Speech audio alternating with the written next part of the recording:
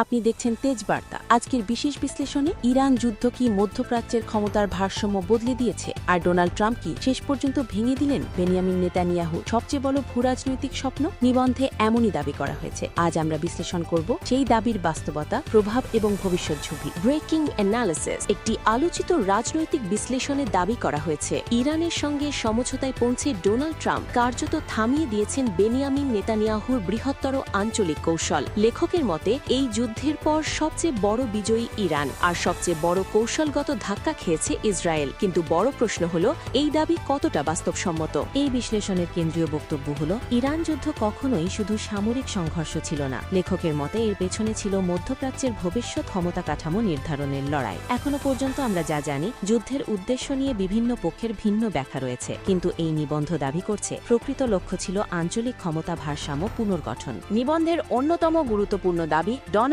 Trump দ্রুত সামরিক সাফল্য আশা করেছিলেন, কিন্তু পরিস্থিতি দীর্ঘায়িত হওয়ার পর তার রাজনৈতিক অবস্থান দুর্বল হতে শুরু করে। লেখকের মতে জ্বালানির দাম বৃদ্ধি, মূল্যস্ফীতি, জনসমর্থন হ্রাস এবং নির্বাচনী ঝুঁকি ট্রাম্প প্রশাসনের উপর চাপ তৈরি করে। এরপরই আসে নীতিগত পরিবর্তন। কিন্তু বড় প্রশ্ন হল, এটি কি কৌশলগত সিদ্ধান্ত ছিল নাকি রাজনৈতিক বাধ্যবাধকতা? নেতানিয়াহুর সবচেয়ে বড় ধাক্কা। লেখক দাবি করেছেন ইরানের সঙ্গে সমঝোতা ছিল 2023 সালের পর নেতানিয়াহুর সবচেয়ে বড় নিরাপত্তা ও কৌশলগত ব্যর্থতা। ইসরায়েলের কিছু বিশ্লেষকও যুদ্ধ পরবর্তী পরিস্থিতি নিয়ে উদ্বেগ প্রকাশ করেছেন বলে নিবন্ধে উল্লেখ করা হয়েছে। কিন্তু মনে রাখতে হবে, এগুলো মূলত রাজনৈতিক ও কৌশলগত মূল্যায়ন। চূড়ান্ত বাস্তবতা নির্ভর করবে ভবিষ্যৎ ঘটনা প্রবাহের ওপর। ইরান কি সত্যি শক্তিশালী হয়ে উঠেছে? পুরো নিবন্ধের সবচেয়ে গুরুত্বপূর্ণ দাবি সম্ভবত এটি। লেখকের মতে এই সংঘাতের পর আঞ্চলিক শক্তি হিসেবে ইরানের অবস্থান আরও শক্তিশালী হয়েছে, বিশেষ করে তিনটি ক্ষেত্রে: 1. পারমাণবিক কর্মসূচি, 2. ক্ষেপণাস্ত্র সক্ষমতা, 3. আঞ্চলিক মিত্রদের সঙ্গে সম্পর্ক।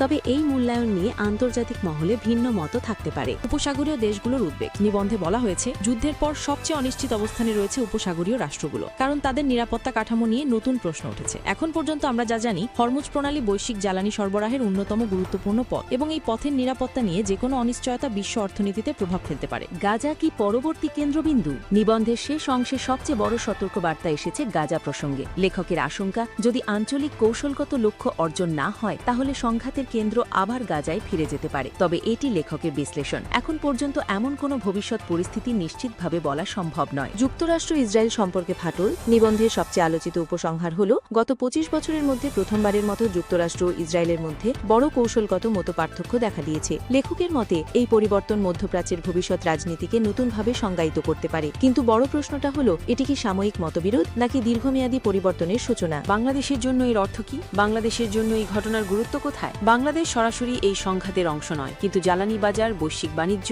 এবং মধ্যপ্রাচ্যে কর্মরত প্রবাসীদের কারণে এর প্রভাব বাংলাদেশেও পৌঁছাতে পারে। বিশেষ করে হরমুজ প্রণালী এবং আন্তর্জাতিক জ্বালানি সরবরাহ পরিস্থিতি বাংলাদেশের অর্থনীতির জন্য গুরুত্বপূর্ণ। এ কারণে ঢাকা থেকে মধ্যপ্রাচ্যের ঘটনা প্রবাহ গভীরভাবে পর্যবেক্ষণ করা হবে। ট্রাম্প কি সত্যি নেতানিয়াহুর পরিকল্পনা ভেঙে দিয়েছেন? যুদ্ধে সবচেয়ে বড় বিজয়ী কে? হরমুজ প্রণালী কেন বিশ্ব অর্থনীতির জন্য এত গুরুত্বপূর্ণ? যুক্তরাষ্ট্র ইসরায়েল সম্পর্কে কি নতুন অধ্যায় শুরু হচ্ছে? বাংলাদেশের উপর এর প্রভাব কতটা হতে পারে? এই বিশ্লেষণে আমরা দেখলাম একটি প্রভাবশালী মতামতধর্মী নিবন্ধ কিভাবে মধ্যপ্রাচ্যের সাম্প্রতিক ঘটনাগুলোকে ব্যাখ্যা করেছে। তবে মনে রাখতে হবে, এখানে আলোচিত অনেক বিষয়ই লেখকের বিশ্লেষণ ও মূল্যায়ন। বর্তমান পরিস্থিতি এখনও পরিবর্তনশীল। নতুন তথ্য সামনে এলে মূল্যায়নও বদলাতে পারে। আমি নওরিন সাবা, আপনি দেখছিলেন তেজ বার্তা। আল্লাহ হাফেজ।